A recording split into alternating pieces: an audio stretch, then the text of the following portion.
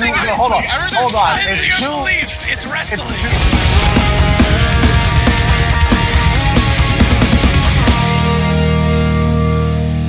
Welcome back to another episode of Inside the 20 by 20. I'm your host, Mike Gambino, and I'm here with the God Mod Cross. Yo. The Prodigal Son, Chris Santiago. Yo, yo, yo. And today we're diving deep into the biggest event of the summer, AEW All In. But before we jump in, a quick reminder to check out the TCRnetwork.co for all your latest wrestling news, exclusive content, and more episodes of Inside the 20 by 20. You don't want to miss out, so make sure to head over there right after this show. Also, don't forget to like, comment, and subscribe so you won't miss any of the exciting content. All right, so before we get into AEW All In, is there anything you guys would like to talk about on the WWE side of things this past week? SmackDown boys. SmackDown, Raw, anything, guys? No, don't jump all at once. Hold on. So can someone explain to me how Solo was able to take Jacob's tag team title and give it back to Tonga Loa? Because he's a tribal chump. Yeah, but there is no Freebird rule. So how does that work? Well, they used to do it with the New Day. It works for the storyline. Right, but the New Day was defending under the Freebird rule. Mm-hmm. Well, then storyline just said, "Hey, yo, Jacob, you can't have that belt no more. Just give it away." By the way, if you're very young and you don't know what the Freebird rule is, please Google it. Damn. No, let's not say Google. We can explain it. It's if you're in a faction of more than like 3, usually. If you're a faction, if you have the stipulation on, you can have someone else in your place to defend your tag team championships. So, for example, if the 3 of us are in a faction, myself, Cross, and Champ, and we have the tag team gold, I get injured, then we can have Cross or Champ step in my place in lieu of myself, and we can still defend our tag team championship. You can watch our faction on Tuesday Night Titans. So, hold on. So according to WWE, the Freebird rule is a stipulation that allows any 2 members of a larger team to defend a specific championship. That is verbatim from the WWE website. Basically what you said, Chris. Mm-hmm. And there have been plenty of teams. Full definition. There have been plenty of teams that have used it in the past as well. Yeah, of course.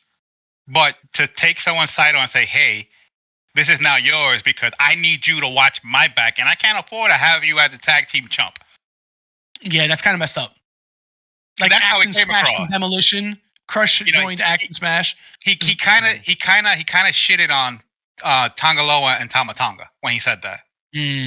Like Jacob is more important than the tag team titles. But I think that's always kind of been the case. And somebody on Twitter, I forgot when, but someone posted a video on Twitter of the night that Jacob Fatu debuted, and Solo like welcomed him to the ring and everything. They did the whole Bloodline 1 finger raise up and everything. That someone zoomed in on Tonga and Tala's face, where they looked like I do remember, like concerned. I saw that picture circulating. So the fact that they took the belt off of him, and you can see even Tonga looked like why are you doing this? Like it looked like there was a discernment in there, and they played it off really, really well.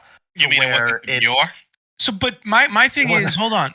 So Tonga, it wasn't very mindful. Tama and Tonga are one bloodline, right? I'm not speaking of the bloodline, but like they're one bloodline. Isn't Solo and Jacob part of the same family? They're both Fatus. So yes, they're the Fatus. And that's where kind of I'm kind of confused with this whole storyline, because if like Solo and Tama and Tonga are gonna do their thing, it's kind of racist because the WWE is making it seem like all the Island Boys are related. That's what I'm trying to say. They're making it seem like they're all related right now. Right. When in reality, Solo, Jacob, and the Usos are all one family. Right. And The Rock and Tonga and Tama are not. Tongan. They're their own family. They're their own different island. They're the other island. I can give you guys the exact reason why. King Haku was like the best. So Haku was he used to scare me back in the day. Meng, right? He was Meng in WCW. Meng, yes. I will say one final. I will say one final point, and this is the only reason, and I think it's the easiest reason why they did it. Heat, baby. Sure. Okay, so let's go on to AEW. All the heat on Solo. All right, so Tony Khan said, because this is going into the first match, that the FTW Championship is a joke title, and he is not happy with it. Moving into Hook beating Chris Jericho and becoming the FTW champion yet again, I kind of feel a little bit disrespected from that because I love Taz. Taz, homeboy New Yorker. I understand his feeling. But the FTW title has a longer lineage than any AEW title. Right. So I understand his concerns, considering the fact that it is a non-sanctioned AEW title. It's not their belt. It just was something to create a storyline back in the Team Taz days, and it just like got so big that he had no choice but to keep it around. But he's also the boss. He can get rid of it whenever he wants. Right. I was going to say the exact same thing. You can't just get rid of something without a storyline, because then people start asking questions. And it's bad enough that people think he doesn't know what he's doing. Vince did it all the time. Speaking Vince as a didn't just get rid of a title. Plenty of titles just vanished. Like what? The Cruiserweight title? The Cruiserweight Championship? It didn't vanish. He retired it. Yes, it did. He retired it. Okay. How about this one? How about this? The greatest Royal Rumble Championship. Well, that's okay, that's a good example. Braun Strowman ate the belt. One and done. He ate the belt. He got the belt. He got on the plane. He got hungry. He ate it.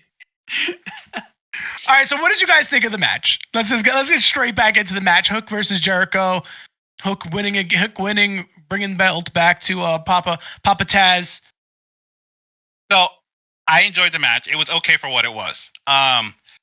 We knew that the Learning Tree, the big redwood, and the Bad Apple were going to interfere in the match as much as they did. The surprising part of the match, which made me giddy like a little girl, was seeing Taz get out from behind the commentary table and putting the Bad Apple in the Taz mission. It was sloppy as hell, but seeing Taz just do it just brought back that nostalgic feeling I had of ECW. We needed that. We needed that nostalgia. Yes, we did. So it's always good to. But like, I definitely agree with everything Cross has said. Like he said, it was an okay match for what it was. I personally would love to see Hook get away from the FTW title. It's been going on for over a year already. Yeah. Like, get him out of that. Get him into the TNT title picture. Get him into a tag team picture. Get something out of that FTW realm, out of his dad's title. Basically. What I thought was going to happen after I saw Taz get involved in the match was that after Hook won, he would give his father back his belt and said, "I don't need this anymore." That would have been nice. That would have been and they just hug it out and they just walk away. Perfect retirement of the title. Cool. Right. I came full circle. I got it back, Dad. We did it. Take it home. Take care of it. Now it's time for me to move on into something better or something bigger. Yeah. Because it's been over a year that Hook's been in that FTW title picture. And again, it's not even a sanctioned AEW title. Right. So I understand it gives him something big to do because it is his father's title. I get it entirely, but next chapter, please, for this kid. He's got a nice future. I want to see him shine a bit more than just the FTW title. But what would you guys think? What would you guys think is next for Hook? I want to see him feud with Jack Perry. No, Jack Perry. All right, Perry. All right. I want to agree with that, but only because I love what Jack Perry's doing with the TNT title. I don't want to see him go against Hook and then have Hook take an L. Well, so again, I think it doesn't have to be a right away thing. It could be a long, drawn out storyline. True. Mm-hmm. Like they just start beefing with each other leading up to the next big pay-per-view. And then they can just do a series of back and forth. Hey, Tony, if you're listening right now, please write some notes and let us know what you think. And yes, my advice is not free, Tony, so, sign the check. Also, Tony, if you are watching, please do this shout out anyway. by 20. But all right, so wait, what were you guys saying? What's next for you say TNT title? Well, obviously, I guess that's the next step up is the TNT title, and then going above and beyond it. I mean, because right now, you have the Rainmaker as the Continental champion. Will Ospreay just got back the international title, which we'll get into. Which, by the way, we'll get into it. Fantastic match. We'll get into that later. That was a great match. Yes. And there's not much else besides ROH belts that no one really pays any attention to. Which makes me mad a little bit low key because it does. I follow Athena. Specifically, I follow Athena still on Instagram, and she posted a picture like, "Oh my God, all ins today and everything." She's taking a selfie of herself from her couch watching it. Right. Like she is the ROH Women's Champion. That depresses me a bit. And she's not on the card.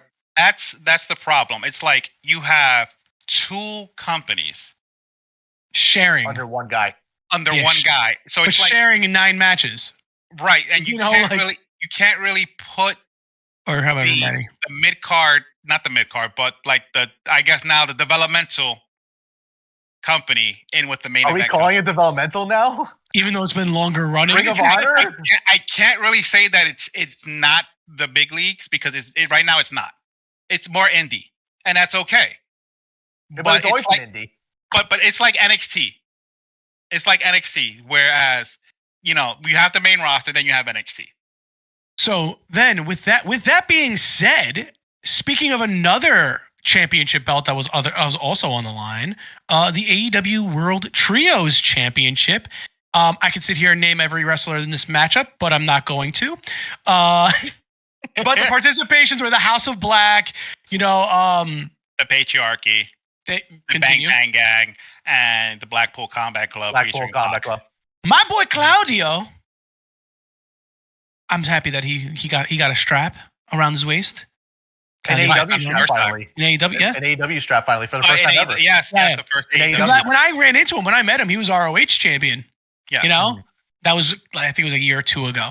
But they came out on top. I'm seeing pretty good results from this match. I'm hearing everyone's rating it anywhere from like a B to a B+. So what did you guys take from it? The entrance gear of the House of Black was amazing. Definitely a sick entrance. Their gear was dope. Mm-hmm. Probably one of the best gears of the night. Top 3, for sure. Yeah. In my opinion, top 3. Yeah, I love the way that they went about it, though. Like, it's just, especially because the reigning champs at the time, Christian and his little family, basically, the patriarchy, excuse me, that they obviously had Luchasaurus take a majority of the impact and left Christian like a little bit out of it, and we know why later, but they kind of left Christian like a little bit out of the book a little bit and let all these, let the young dudes do the whole TLC thing, let them go, let them go over the whole entire thing. Like TLC match though, like he is like the guy. He was just there to supervise. Yeah, I listen. Literally, he deserves it. Yeah. He deserves it. He's the godfather of TLC. Like, just let him watch from the sidelines. Don't hurt him. Mm-hmm. But I do want to give props to Pac because him with the Blackpool Combat Club, it is a pairing that is immensely awesome. Just because I feel like, especially for a while, because of Bryan Danielson's, on and off injuries, and then a couple other people in there were going on and off, Jon Moxley being one of them as well. I feel like it is a great fit for him to be there because of his own edginess and attitude in it. I feel like he's a good mesh with the rest of those guys for that particular faction. So I love that they're having him in that, and I love that they now put the belt on them per result. Like, honestly, I can see him meshing a lot better with the Blackpool Combat Club than he ever did with Penta and Rey Fenix. Mm-hmm. For me, it makes more sense to have him in that faction than it was to have him in the Death Triangle. Now, but for me, it's like, like we just talked about that before. AEW is stacked with belts. Well, I have a trios tag team title as well as a regular tag team. Because ROH because it's popular in the indies. Because it's popular in the indies. Hey boy, because it's popular in the indies. Like everyone, I mean, like Ring of Honor was the first to really make it a thing. Like the trios, but the AEW had a trios tag. Actually, no. I think it was Chikara that introduced their trio tags first. Was it? ROH. Yeah, I think it was Shakara. Okay, I take back what I said then for that. Shout but still, out to Mr. Quackenbush. I guess. Listen, I love championship belts. I'm obviously a big championship belt guy. No. I just think you are. I just think the AEW is just kind of stacked right now. That's news to me. I didn't know he like. I don't. What are you talking about? You're a belt guy. What are you talking about, dude? I thought that was a virtual background behind you. And they don't even hold my pants up. Like, come on. Like, I got all these belts, but I got no belt buckles. Anywho, let's talk about possibly the best match of the card. Tell us. All right, we're jumping into it already. The AEW Women's World Championship. Ooh. Toni Storm versus Mariah May. Exactly what I was. Mariah is a star. Yes, absolutely. Yeah, 100%. And today only proved it even more. And it's like people might not believe she's ready, but that just turned everyone's heads the other way, like in a good way. Like, oh, like now she's got attention on her. This is a great win for her. I'm not gonna lie, I did not expect Toni to lose, dude, because she's the hottest thing. Just by watching Mariah May smack the color of her own mother's face, mom, you knew she was going over. There was no way in hell she was gonna lose. That was nuts. That was so unneeded, but it also made it so much better. So what do you rate? What would you guys rate the match?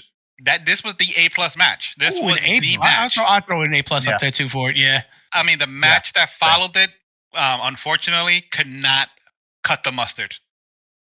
Well, you can't. It's hard to follow up stuff like that, and it sucks whenever you're put in that position. But you got to do the best that you can, I guess, in any profession. But it's just like when you have a match that's that good and that received by the crowd, like at that point you can't compare that. That's literally apples to oranges at that point. Right, and let's talk about the fact that Toni Storm lost to her own finishing move. Mm-hmm. She lost to Storm Zero. But I want to give, but like everyone's giving Toni a lot of credit for her acting skills, and today was even better when she had the shoe and she was ready to bust Mariah's face with it, and she couldn't. Like I was like, that's just storytelling at its absolute finest. And that's one thing I've always said that AEW has been missing is story. So I love that they're making it like a little more tied in, especially with their women's division, which has been also fairly criticized, has been lacking the last few years. Even though it has one of the most stacked stories. Like this was the story of the year for AEW. Mm-hmm. I want to say easily the story of the year for AEW. You know, and for it to come to such a climactic, showdown at All In, it was and also the fact that May doesn't mind getting busted open. No. Which is awesome. When she took the Storm Zero on the steel steps, that was amazing. Mm-hmm. Like you literally saw her head bounce off the steps. Oh god, it killed me. But now with this match being out of the way, do we see a rematch or do we see her go to another? Oh yeah, there has to be. This has got to be a three. Can't be a one and done. They're going to continue the storyline. I see Mina Shirakawa getting involved as well somewhere down the line. Divided between the woman, our former tag team partner, and the woman she respects. It's going to get dirty and it's going to get fun. Yeah. But with that said, I think we should definitely take a break here, just so that we can catch up with our own, our well-beings. Yes, because that was such an awesome break. We need to calm down a little bit so we can jump back into it. So that sounds like a plan. We'll be right back with more Inside the 20x20. Step into the ring with TCRnetwork.co, your ultimate destination for everything pro wrestling. Whether you're a diehard fan or new to the Squared Circle, TCRnetwork.co has you covered from the latest news, in-depth analysis, and it is also the proud host of Inside the 20x28 Pro Wrestling Podcast. From breaking stories to match highlights, get all the action you crave in one place. Join the community, stay ahead of the game, and never miss a moment of the excitement. Visit TCRnetwork.co, where wrestling lives. All right, and we are back. We're jumping back into Wembley, and we're here for the three-way dance for the AEW World Tag Team Championships. FTR versus the Young Bucks versus the Acclaimed. My money was on the Acclaimed to come out on top. I can't stand when, the higher-ups just keep holding on to their titles. But I mean, you guys, tell me what you think of the match. I don't know. It upset me that the Acclaim didn't win. Doesn't it just remind you of a certain individual in another company when they just keep holding on to their belts? 100%, yeah. And it's like, yo, I understand. Every big that superstar did that in every organization. Whether it was Triple H or Hollywood Hulk Hogan or Jeff Jarrett in TNA. And hey, every time of it, I did not like him. Except other than Triple H. I like Triple H. Triple H I like Triple H. I like Jeff Jarrett. Jeff Jarrett's good too. Yeah. But like when Hogan did it, I hated it. I was a Sting guy, you know? I'm like, this is where I'm at with these guys now, right now. Like, listen, I get it, the Young Bucks, they're good. They're a great tag team.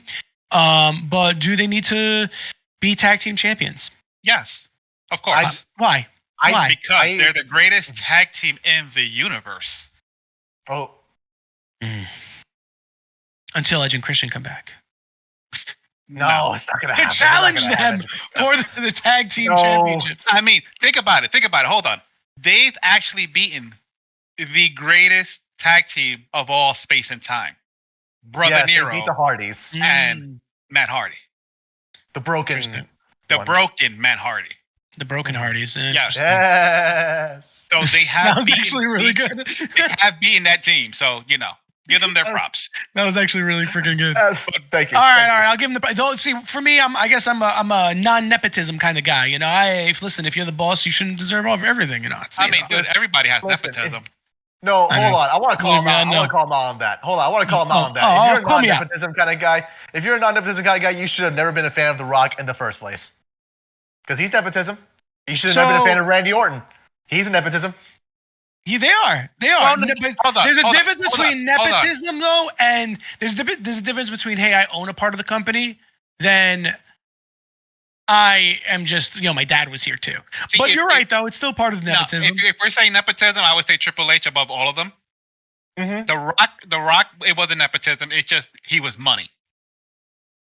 He was up until now. Now it's nepotism. Now it's like, hey, listen. Now he owns the spot. Now he's part owner. You know what I'm saying? So now it's nepotism. With that. So his daughter is part of the whole nepotism ring. Now Randy Orton had to climb back up after screwing up so much. Very true. Which he did, and I adore him for that. So that's not nepotism. I mean, yeah, anyone else would have gotten fired, but he's been suspended a couple times. Mm-hmm. Ooh. Anyway, back to the card. back to the card. Listen, the people like to listen to the rants, all right? But back to the card. You're right. If you saw the Sergeant Pepper entrance gear that the Young Bucks had on, you would understand why they deserve to go over. The Sergeant Pepper. The Sergeant Pepper entrance gear that the Young Bucks had on, you knew they were going to go over because they are greatness.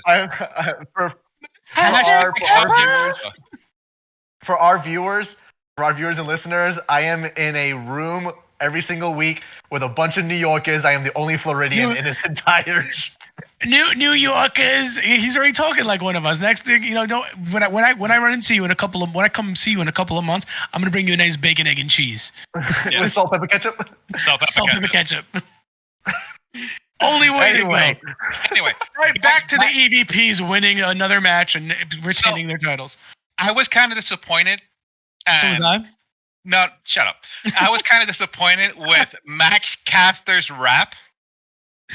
I kind of feel like Platinum Max Caster, has been lacking lately when it comes to his rapping. Do you think he's gotten so much trouble lately? I was gonna say, so they definitely told him to tone it down. Yeah, I think that's exactly what happened, and it's like taken away from that character. True, because that was always his character. His character was the unhinged newcoming of Dr. Thugonomics, John Cena. And then all of a sudden, no, because you're making too many political references. You're making too many, you're making Vince McMahon as part of one of your bars. Like, it was just not gonna fly anymore, unfortunately, because it's just different times, different eras. You can't make battle raps anymore a thing. Even though you can make battle raps, you just got to be careful on what you say on live television. Mm-hmm. Yeah, just like but don't forget we used to have the Voodoo Kin Mafia though. Remember that? Yeah, VKM. But it was Vincent Kennedy McMahon. named after him, literally. What were you saying about the Usos? Well, no, I was just saying. Another best case nepotism example group? Was, yeah, right. I Nepo adore babies. the Usos. That's what I was like the best example I was gonna give with like how to do battle raps while still being a little edgy. New Day and Usos, their battle rap they had back in like 2017. Yo, that was bad though. Like, Yeah.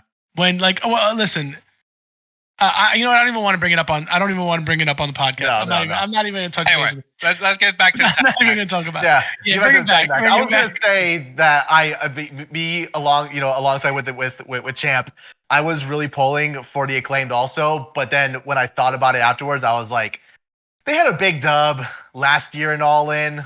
You know, they had a huge match with the I think it was their trios tag match. It's true. Yeah. That they had. Yeah, so I get why they couldn't have another W in a row at Wembley. But also like low key, I am a big fan of both of them. So whatever. Everybody loves the Acclaim, and that's okay. But don't sleep on the Young Bucks. How could we sleep on the Young Bucks? They're reminding us every week that they're the Every EVPs. week. Yeah. Damn right. They remind us every week. And they reminded us for years on being the elite. Oh, but actually, hold on. I love that podcast. Shout out to being the elite. Quick. Speaking of being EVPs and so on and so forth, and All In and all that other stuff. You did see how they used Cody Rhodes's image when they talked about the creation of AEW? How dope! Which I'm just saying, that was I pretty dope, which was great. I wanted to say it was just great. It was great seeing Cody, honored in a sense. You can't It's deny still on the history. footage. You can't erase You can't history. deny history. Cody was one of the founding fathers of AEW. So it's only fitting they put him in there. And I mean, come on. Wasn't WWE a week ago showing Chris Jericho in a highlight package? Very true. Yeah. Like, just because he's in AEW, like, they avoided him for so long when he went to AEW originally. And I know AEW is doing the same with Cody. That they were, like, cropping him out of shots. They were trying to not make mentions of like them. Triple H said, I don't know what this forbidden door you're talking about. We don't follow such nonsense here. They just don't exist in my universe. Yeah. I am the game. And what was he said? All I'm a right. $2 slut. So for what do you life. guys? So what'd you guys rate? What'd you guys rate that match? Since you guys have three-quarter chubs for the EVPs. It was a good match. I love when Max Caster joined in on the EVP trigger, and then hit the Shatter Machine with Wheeler Yuta. I thought that was the best. All right, I've been seeing people rating it a B. I guess I'll throw a B at it. I was gonna say I give it a B. It was a solid. It was a solid three-way tag match as always. I mean, you have three great teams. It was never gonna go bad in the first place. Nah, never. So then, all right. So after that match, we're moving on to the next Casino Gauntlet match with Orange Cassidy. Where we saw the return, where we saw the second time in a night. Hold on, stop it. Oh. Hold on. Okay, holding. As we go through this match, we have to make an announcement that there were some surprise entrances. Oh, yes, very true. Oh, yes. One of them was a hell of a surprise, and the other one was kind of leaked by the dirt sheets. But yes, okay, continue. I was gonna say we got a nice big old surprise of one Christian Cage making a second match in a row at All In. Hilarious. Because it's such like I love his heel work. I'm a huge fan of it. I love what they're doing with him. He's a good heel. And it just makes it even better that he was the one ultimately, spoiler alert, he was the one that ultimately won the Casino Gauntlet match. So that was wonderful, but I do want to give it to Cross to go and chat through the one that was kind of spoiled, but it's still big nonetheless. So we had Orange Cassidy, Okada, Nigel McGuinness, Kyle O'Reilly, Zack Sabre Jr., Roderick Strong, Mark Briscoe, Hangman Page, Luchasaurus, Christian Cage, and Cross. You want to give them the last two? Well, first of all, you skipped over Jeff Jarrett. Well, that's what I'm trying to say. He's not a surprise. He's not a surprise. To me, that was a surprise. He's an active wrestler on the roster. What the hell are you talking about? I love seeing the OGs come out in a match, The original surprise of the match. Back in my day, I loved the old school guys. The biggest surprise of the match was the return of a former ROH World Champion who has not stepped foot in the ring since probably around 2011. Ooh. Making his return at home, Mr. Nigel McGuinness. Mm-hmm. That was a big surprise. Yes, that was a big surprise. Yeah, that was a big one. And it was funny. I was like, oh, Jeff Jarrett's a pretty big surprise too. For me, at least. I was just watching Nigel McGuinness's matches versus Kurt Angle on TNA. Yeah. Back in like from 2009 and 2010, 11. Desmond Wolf. Yep. When he became a part of Fortune, probably the greatest offshoot of the Four Horsemen that's ever been created. So it was a wonderful faction. It was. And let's not forget the last surprise of the match. The one and only, the husband of Samantha. Ricochet. That's how we know him as nowadays. Well, they're not married yet. Well, true. They're engaged. Not married yet. They're engaged. But Ricochet. I didn't think he was going to come out as Ricochet. I guess WWE didn't steal that patent real quick. That's the crazy part. How did he retain the name to Ricochet? I think it wasn't WWE to begin with, though. They picked him up as Ricochet. He was Prince Puma only in Lucha Underground. Lucha Underground. He was never Prince Puma anywhere else. He was always Ricochet everywhere else. I would have loved to see Puma return, but Ricochet, the fact that he was able to hold his name and leave is a big, well, whatever. Like you just said, he didn't really, WWE didn't own the name, but just seeing him continue with that lineage and WWE saying, hey, no, it's ours. You're not allowed to use it. Wait, they're like, what? You're not allowed to use it. It's ours. It's our name. I said, come on, WWE does it to everybody. Yeah, they don't do that anymore. Video courtesy. Now they don't. They don't do that anymore. Now they don't. They announced that recently, like maybe a couple months ago. They announced that. Mm-hmm. Well, like you said, Christian Cage won with a guaranteed title opportunity. Does he cash in later on in the evening? We'll find out. We don't know. But I graded it an A. I thought it was a pretty good matchup, especially seeing Cage win at the end. You know, I'm a big. It was a very fun match. I love watching Nigel McGuinness and Zack Sabre Jr. go at it. You know, even Hangman Page was like going ballistic during the match until he got smacked in the head by Jeff Jarrett with the guitar. Yeah. He got El Caponged. I always love that anyone who takes the Jeff. I always love that anyone who takes the Jeff Jarrett guitar shot, it's always sold so very well, and that's been a thing for decades now. I love that it's been a consistent thing that I haven't seen a bad Jeff Jarrett guitar shot. Even when he did it to Beetlejuice back in the day, it was a good shot. Was great. That was like one of the most infamous ones. It was great. All right, so what did you guys rate? What do you guys rate the match? Oh no, this was definitely an A. Just because the star power alone and the actual, back and forth between everyone getting involved, it was a great match. So, Ricochet hasn't been seen. Ricochet got let go when? Less than about a month and a half ago? Not that long ago. First off, he didn't get let go. His contract didn't get renewed. Expired. His contract expired. Yeah. No, it was like June. It was much. It was recent. It was like June. The only reason I'm saying May is because of the 90-day. No, that's what I was trying to get at. So is the 90-day still a thing? It might have been, yeah. It may have been. The 90-day is still a thing until next year. Oh, okay, that's where I was trying to get at because I remember hearing that they were going to get rid of it and that they're not getting rid of it. They're being forced to get rid of it. Yeah, there's a big difference. You're right. There's a big difference. Well, it's just a way it's also just a legal way. From what I see, it's a legal way for companies to avoid the whole thing of like contract tampering. So. True.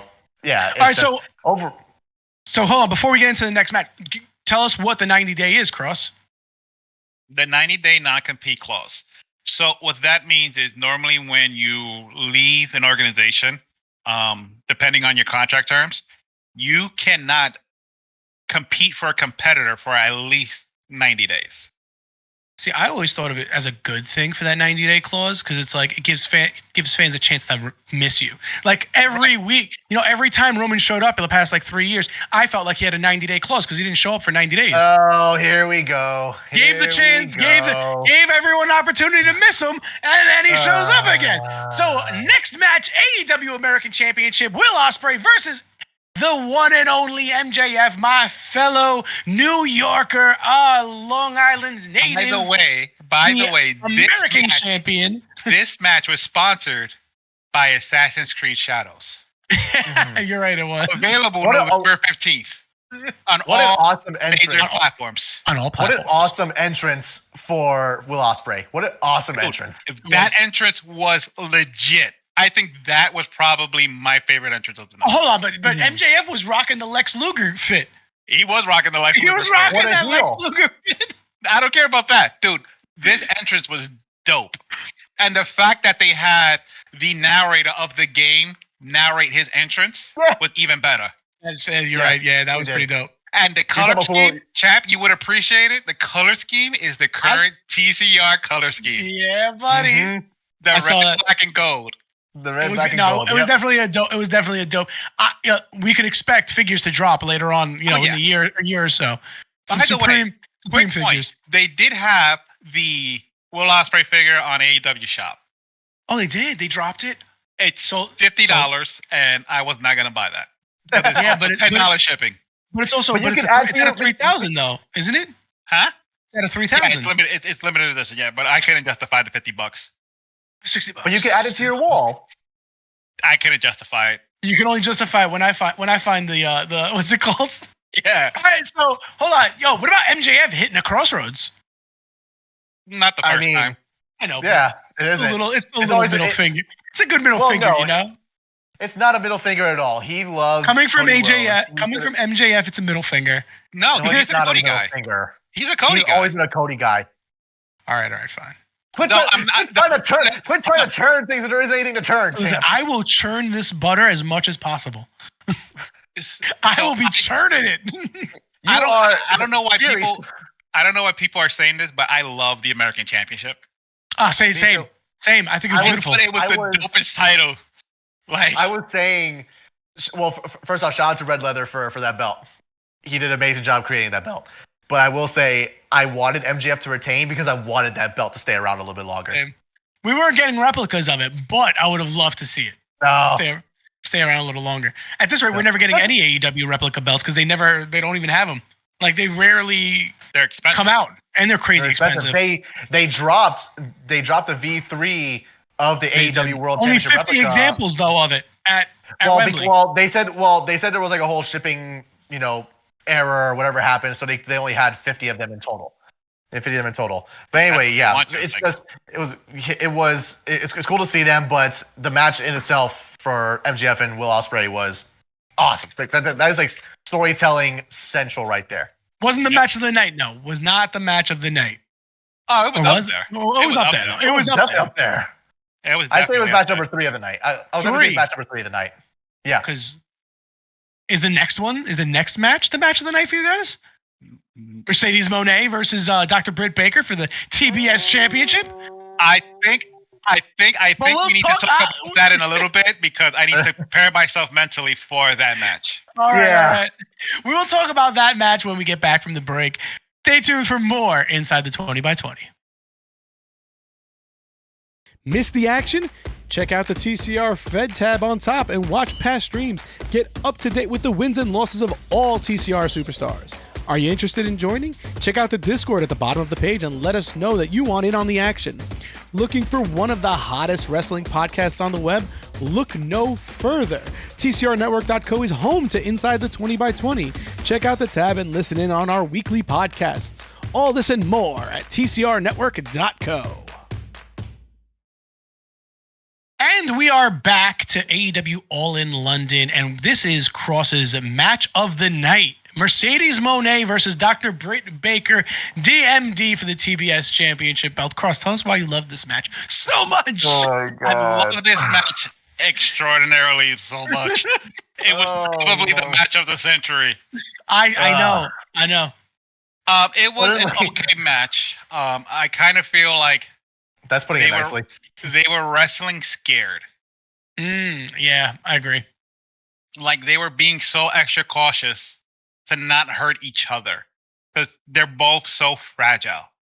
Was this Britt's first match back? It was, right? No, was it? No, this wasn't her first match back. No, this is her first big match back. Oh, Okay. right. But she's been wrestling on TV. I think she had 2 matches since she's been back. Okay. When did Mercedes last have a match? She might have had a match on Collision. Okay. I honestly don't remember. Because I know her matches have been a bit more scarce the last few weeks. Yeah. Oh, scarce is a good way of putting Roman Reigns. Sorry, continue. What were you saying? Oh, Sorry. Dude, hold on. RENT hyphen Free. F. What are you spelling? He's saying Rent-free. rent-free. Roman stays rent-free in my brain. Oh. But back to AEW. That's what we're here to talk about. Some all-in. Monet gets the win over Baker to retain the title. I guess I did see that coming. I did see a Monet win. Unfortunately, because I love Britt. But then again, I love Sasha. Monet hasn't sold me yet. I don't know about you guys. Also make a point. I mean, Can I also make a The CEO and the quick? boss is the same person. I know it's the same person, but it's like saying, No, you know, I mean, it's the same gimmick. It's the same. There's no difference. Well, it's executed differently. Is it though? It is It's a little different. bit because Different. And even when Sasha was a heel in WWE, it's not the same. There's a different. I mean, I guess because you could say seasoned veteran at this point, but like there's just a whole different attitude to it. It doesn't feel the same. Yes, it's the same gimmick, but it's just executed in a different way. I don't know how to put my finger on it, but it's just for my view, it's not the boss it's not from for me. WWE that we're watching on AEW as the CEO. Maybe because there's no theatrics behind it. There's no grander stage around it. I don't know. There's something about it. Snoop Dogg didn't make her entrance music. And that's probably a big part of it too. Yo, shout out to Snoop, D-O-double-G. But I remember I was reading up on some of this match earlier prior to the start of our podcast, and the match got graded like a B-. I didn't even think it even touched B. That was kind of sorry. That was a nice rating. I mean, I would have given it honestly a C+. They probably were getting paid by Tony not to give Monet. I kind of felt like there were a lot of botches in the match as well. Yeah, same. There were a lot, but it's kind of like it goes back to what you said, Cross, when it looked like they were wrestling scared. Like just I don't know. Again, like yeah, you kind of hit it right there with they're wrestling scared. It was always. It feels I don't know. It just felt like neither of them were giving it their all because we've seen them at their best. But do you think it was the forced story that was attached to it that caused this? Like, I kind of feel like this should have been the dream match that everybody wanted. That's what I'm trying to say. It should have been a bigger match because of all the stuff that's been going on behind the scenes. Mm-hmm. You know, like there's actual beef behind the two of them, but it's like when they get in the ring and it's like it's like all bark and no bite. Well, and that's the problem. They both are that egoistic that they would rather hurt the match than move the story along.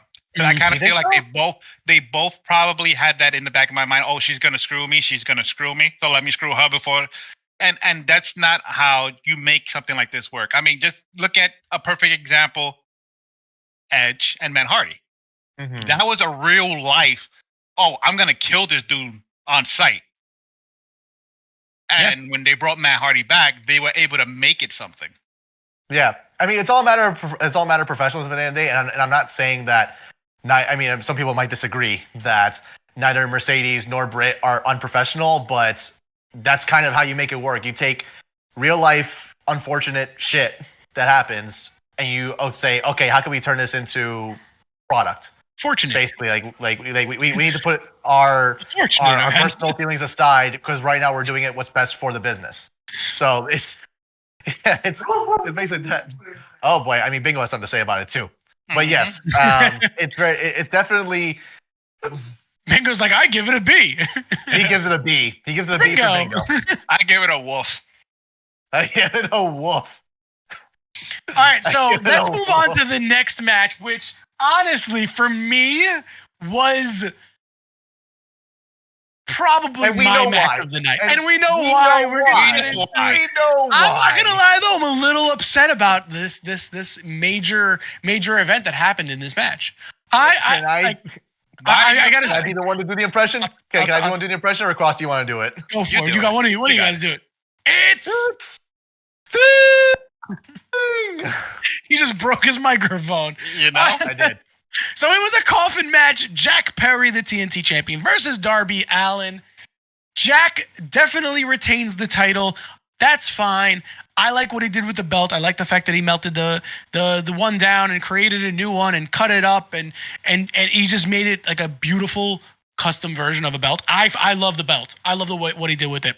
But it was the return of Sting to save Darby Allin.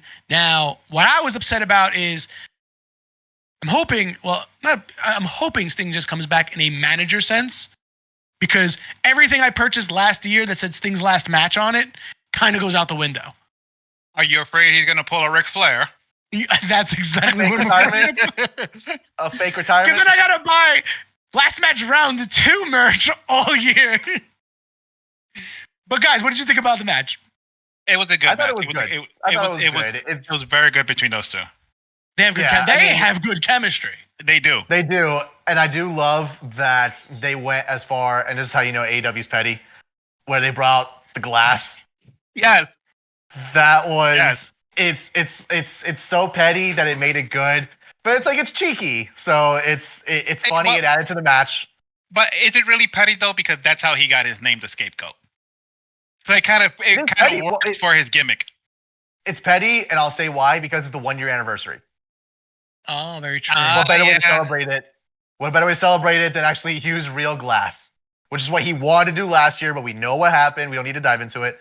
But that was a very petty way of reminding the fans why we need to boo Jack Perry.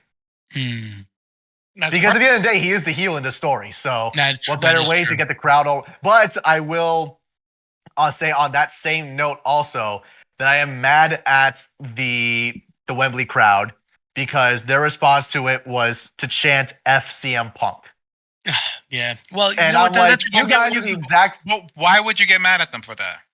Because those are the same fans that if Punk rolled around, they would pop off their seats. Oh, 100%. But that's wrestling fans in general. They are a toxic bunch. That, though. They like hold on. I'll give you a perfect example of why that's okay. Right? Mm-hmm. Look at the guy beneath me, or to the right of me, or to the left of me, wherever his box is, right? He's usually in the middle. He's usually in the middle. So look at that guy, right? Me. He was the biggest Roman Reigns hater. I still am. Even though I have... I love to hate him, though. I love to hate him. Footage of him acknowledging his tribal chief at MSG. Millions of people watching, with millions of fans and viewers watching the show, they saw millions upon Gambino. When Roman Reigns returned at SummerSlam, what was the first thing he did? Oh, he posted about it. He popped. I didn't pop. Even though it wasn't on television, it wasn't recorded on a podcast. This is why my reactions don't make it to what's it called that much? You know, Instagram or TikTok, you know? Because he didn't want to know how I truly feel about Roman. I can personally replicate the champ's exact reaction to it right now. Oh, what? Roman's they dropped the Roman belt? Let me go buy that belt. Yeah, he bought the belt. That's his reaction. He bought the belt. But you spent money on Roman Reigns. Did I buy the belt for my own collection, or did I buy it to sell it to a Roman Reigns fan for quadruple the price? Why did you buy the glove? We'll never know. Wait, but why did you buy the glove? I bought the glove before of the tribal chief. Anyway, you weren't a fan of the big dog either. No, I was. I liked him back then. Oh, anyway, going back to my old posts. Let's get back into AEW. But going back to my old posts, I did like him a little bit. Whatever. We'll get into that in another episode of Inside. That deserves its own podcast. Why the champ hates Roman Reigns? Or just likes Roman Reigns. He likes Roman Reigns. He loves him. It gets deep. That's why. It gets deep. He loves him. Back to it.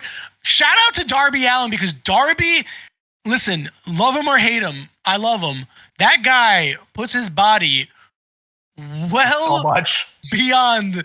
He doesn't need to do half or a quarter of what he does. Hold on. Darby Allin is this generation's Mick Foley. Yeah, 100%. I was gonna say Jeff Hardy, but yes. No, probably both. No, he got the agility of Jeff Hardy, but he's Mick Foley, true and true. He's the best of both. The difference is Jeff didn't want to get hurt. Mick Foley was fine with getting hurt. That's what I'm saying. He's a mixture of the two. Jeff just happened to But get it's hurt funny- in the process. Well, no, but it's funny because Jeff never really got hurt anyway. But yes, Darby is a great combination of the two, and you are correct. He is Yeah. he does way too much for Way them too what much. he's needed to. But overall, it's always great TV. But you know what? He's the little guy. He has to show up and show out. You know what I'm saying? That's true.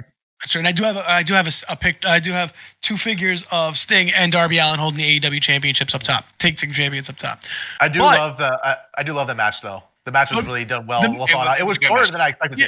It was Sting shorter than I looked- expected it to be. And Sting looked really good because like earlier on in the week they posted a picture of him and he let his hair gray, his beard gray out, and I was like, oh man, he's really showing his age. Like I felt it. I heard, for me, I'm a Sting fan for like 30 years now, and then seeing him like that, I was like, oh, that's kind of hurtful. Then seeing him tonight, I'm like, damn, what did he do? Take some rejuvenation potion? No, it's called face paint and hair dye.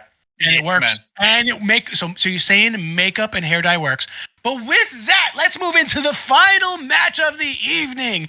The AEW World Championship match. Swerve Strickland, the AEW champion, versus Bryan Danielson. I always want to call him Daniel Bryan for the title. And Ty- the return of Jim Ross on commentary. And Yeah. the return of Jim Ross on commentary. But mainly, I did not expect Bryan Danielson to win the belt. I thought did. Swerve was going to retain. I did. Why Swerve would you doubt the American Dragon? Because Swerve got such a great response of becoming champion, and he's been champion for how long? Like what, a couple of months now? Yeah, Like something 4 that. months, 5 months. Yeah, and so for me, it's like, I felt it was going to be a little bit of a longer run. I didn't expect. But listen, I love Bryan Danielson, American Dragon, Daniel Bryan, yes movement, no movement, eco-friendly mode. I've always been a fan of Bryan Danielson. Right, and this is his last year, so this is only a title opportunity. Yeah, I guess. So they have to give it to the Overall, fans.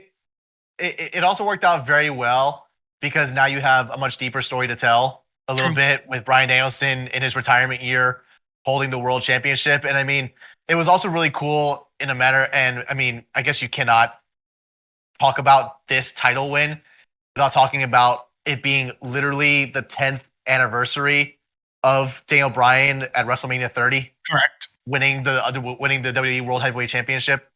Like, it's just two significantly big moments, and both in giant stadiums at the WrestleMania of WWE and the WrestleMania of AEW. And then also now this time you had his wife and two kids in attendance right there watching him do it. That was a big moment. That when seeing Brie in the fan. Once you knew Brie was going to be there, It kind of gave it away. kind of gave it away. He was Little going to win bit. the belt. I was like, Little the bit. wife shows up. Oh, he's going to win. Yeah. Brandy came out with Cody. Oh, Well, Yeah. no. Yeah. Yeah. well, at Mania at least, Well, no, because she came out the first Mania with Cody, and he still lost. Yeah, but well, this time around, the difference. Well, no, the difference with that one was she was in the crowd. At 40, she came out with him. Yes, that's where I was getting at. Yeah, but Brie was in the crowd, so again, his argument is moot. I guess, yeah. Listen, All right. Cross, Over. hear me out. Listen, you know what? I can't even argue with you because you're right. No. I give the match a solid A+ because one, Ooh. storytelling, two, I mean, obviously we Yo, know Bryan Danielson in itself is a technical whiz, but also Swerve had to show out as well in that, and he absolutely crushed it. So I have no doubt that he'll be champion Is again. this a one and done, or is this going to be a continuance? I don't think Swerve. I think it's going to be So, on to the next. I think this is gonna lead into Danielson dropping to Christian. Ooh, Yes. that's right. Because Christian did not cash Cashed in in his casino gauntlet. his Money Yep. in the Bank. I mean, his casino gauntlet. Once everyone's talking about calling in cash in, it's like all I can think of is the Money in the Bank. You have WWE It's the on the same mind. concept. Listen, I mean, it's the same concept. I mean, TNA had their Feast or Fired true. briefcase thing that they I had for love matches the where it was Feast of Fire. I love that concept. I loved it. I was It watching. was so unique. Oh my god! I think I was watching Destination X 2008, and I forgot what it was ultimately, but just it was the anticipation because whenever a wrestler got the briefcase, again, you never knew which briefcase you got. That's what made it hilarious and exciting to watch. They would get to the top of the stage after the match was all done, and they would each open up their briefcase. So that was a fun twist on it. So for sure. I'm sorry, I didn't watch that back in the day. So you're telling me it was like a deal or no deal? They were dealing with 4 titles, with 4 briefcases. Yes. So one briefcase was fired. One was for the World Heavyweight Championship. One was for the Tag Team Championship, and then the other one was for the X Division title. That's actually pretty funny. I like that. Wait, hold on. Was it for the tag team or was it for the X Division title? No, so it was World, Tag Team, and X I know Division that. and fired. Unless they changed it, because when I used to follow TNA heavy, it was always Tag Team. Because I remember Kurt Angle had won the Tag Team briefcase. Yes. No, you're absolutely right. You're right. Good old Kurt Angle. So then overall, AEW, Wembley, and London, what would you guys rate it? In total. In total? I would say B+, because there was more good matches than bad matches. I would give it an A. Overall. Oh, an man. A. I give it a B. I mean, they had a lot more good matches than they had bad matches. Yeah. That's what I was saying. Yeah, I that's why I'm sticking with the B+, because it's that the bad matches kind of, we're not going to see the end of the bad matches now, because there's going to be a whole slew of internet trolls constantly talking how bad AEW is and their botches and all of this. When in reality, wrestling fans should be happy that we have competition. We have wrestling every day. We have something to watch. I want to say my reason for a B, and one of the reasons why, because I agree with most of it, where it was plenty more good matches than bad. There were a couple of things where I was like, okay, predictable, that's fine. One of my biggest things was they had the return of Jamie Hayter at 0 Hour. Shouldn't that be one of your biggest? But shouldn't they have done that in the actual card, not during the dark matches? Well, I guess I want that. I would want that. Considering the number of matches that they had, there was probably worry about the time constraints. So they did the safe thing. I don't know. Well, you could call it safe. I don't know. It's just because I'm like, that's been one of the more anticipated AEW returns of their entire roster and then not for put it on quite TV, a long time now. And they put it for the YouTube pre-show. Yeah, that kills me. That's a bad decision. Well, that is a bad decision. Hold on, it's not necessarily a bad decision because now people go to their YouTube. It's like people like, oh snap! Wait, AEW just did this for free. What are they willing to do if you pay for the product? But how many people actually would sit there and watch the dark matches? Real wrestling fans. Real wrestling fans will, but when you're not, but let's be real, we're in an age of, we're not just trying to get, like, I get it, AEW is all about the wrestling, but we're also in an age of, hey, we're trying to make money, we're trying to make it big. We don't want just hardcore fans, we also want a casual fan. Yeah, but that's not their, that's not the audience they're going for. It really isn't, you're right. They're really not. If you look at AEW, it is super indie. That's the term I'm going to use to describe them. Makes sense. Mm-hmm. If the casual fan does not know nothing about indie wrestling, unless they hear something. Let alone AEW. Yeah. Unless they hear something on TV and then they look it up themselves. True. And if they're a good casual fan, they'll continue falling into that rabbit hole. Yeah. You know what I'm saying? It just doesn't sit right. It's just because it's like imagine.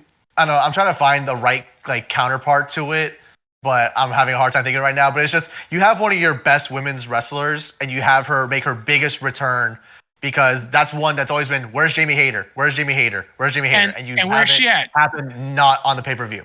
All right, and with that, we are wrapping it up for another episode 11 of Inside the 20 by 20 AEW All In. I'm your host, Mike Gambino, and I'm here with the Prodigal Son. Well, thank you, everyone, for tuning in. Happy to be here on episode 11. Want to remind everybody to follow us on all social platforms and make sure to subscribe to Inside the 20 by 20 wherever you get your podcast listenings or YouTube watchings. That's it. And our boy, the God Mod himself, Cross. Visit the website. Get the stickers. They're awesome. Oh. Yes, don't forget to hit, and listen, oh yeah, by the way, if you want to purchase anything from the WWE shop, you go to the TCRnetwork.co and you click on the WWE shop link and it'll bring you right there. Why go directly to WWE shop when you can just go to the TCR network? And with that, like our boy GDP always says, until we yeet again.